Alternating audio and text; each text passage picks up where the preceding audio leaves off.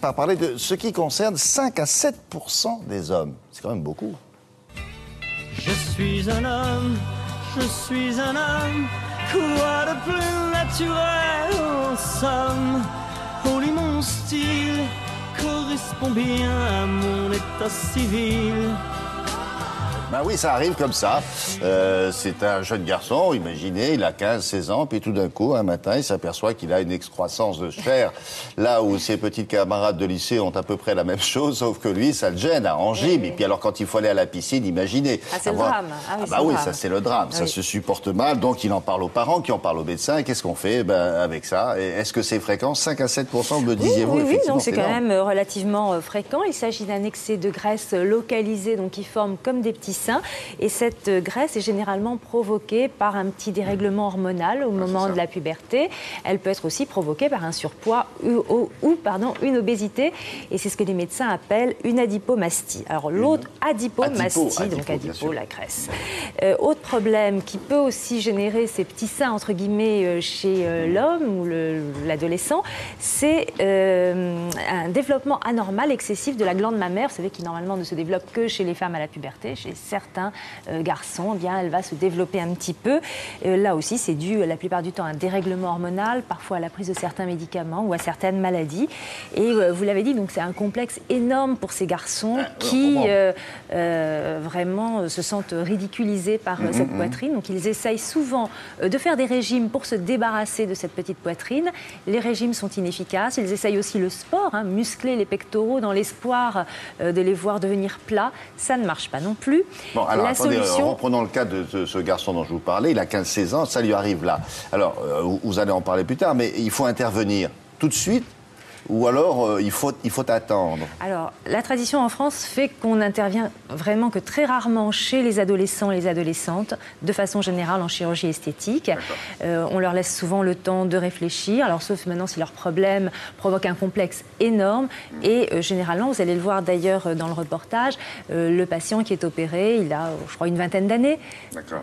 Alors, on peut attendre encore plus, parce que vous avez il y a un deuxième patient, lui, qui a attendu encore plus de 10 ans, 15 ans. Exactement. Là, j'arrête, maintenant, il faut que ça s'enlève. Oui, exactement. Parce que le deuxième patient, lui, il a été finalement... il s'est regardé dans le regard de ses enfants qui lui disaient à la plage, « Papa, tu as des seins ». Et donc là, quand il a eu des enfants et que les enfants ont fait des réflexions, ben, ça fait tilt. Il a voulu se faire opérer. Alors, on peut donc uniquement intervenir sur la poitrine. Quand on a de la graisse localisée sur la poitrine, eh bien enlever la graisse, généralement, c'est par la liposuction, donc une liposuction, une lipoaspiration des seins. Et puis certains hommes en profitent aussi pour s'occuper de leur poignée d'amour et de leur petite bedaine. On regarde. La poignée d'amour, ça va. Pneu, c'est autre chose. Voilà, je vais aspirer toute cette zone par une petite incision discrète ici, le symétrique. Et vous verrez qu'en fin d'opération, déjà, il n'y aura plus du tout. Tout ça sera parti en fin d'opération. Montre-moi. Là, il y a 1 litre de graisse à enlever de part et d'autre. 7% des hommes développent au moment de la puberté un petit sein de taille variable qui est dû à la stimulation hormonale. Tout ça est génétiquement programmé et les amène donc à avoir des petits seins qui les gênent, qui les complexent. J'ai essayé de cacher cette poitrine et mon excès de poids le plus souvent mettant des vêtements larges. Parce que j'avais le visage qui était assez fin, les bras assez fins, les jambes assez fins, ça se voyait pas trop. Mais dès qu'il fallait se dénuder, là, ça commençait à poser un très très gros problème. Le principe de l'intervention consiste à avoir infiltré la zone à aspirer avec un liquide qui va fragiliser les cellules et avec une canule en faisant des tunnels, des mouvements de va-et-vient et des tunnels, je vais pouvoir aspirer toute la graisse localisée dans cette région. Ces tunnels vont se rétracter, cicatriser et empêcher que la graisse se remette à cet endroit. Si en plus de la graisse, il y a de la glande mammaire hypertrophiée, on fait une échographie, une mammographie, ce qui nous donne une indication pour la retirer. Et on peut parfaitement vivre sans glande mammaire chez l'homme. La graisse que l'on retire varie entre 100 et 200 grammes par sein chez l'homme. Regardez la différence entre ce côté qui est aspiré et celui qui ne l'est pas.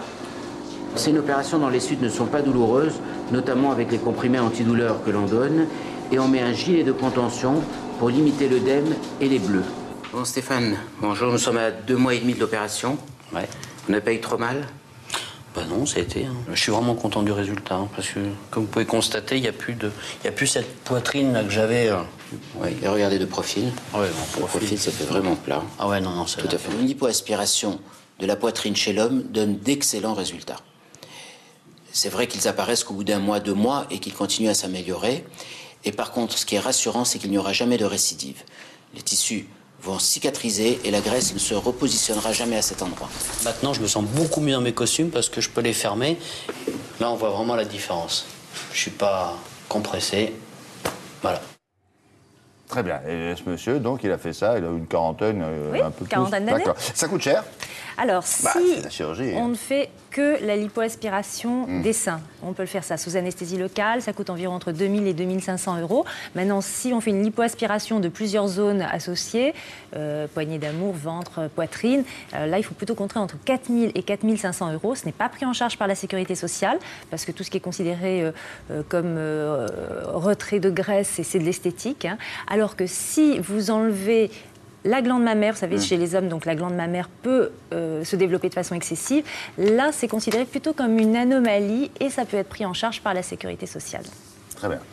Merci beaucoup. Dans quelques instants, Françoise Laborde avec son invité Roger Carucci, qui est secrétaire d'État chargé des relations avec le Parlement.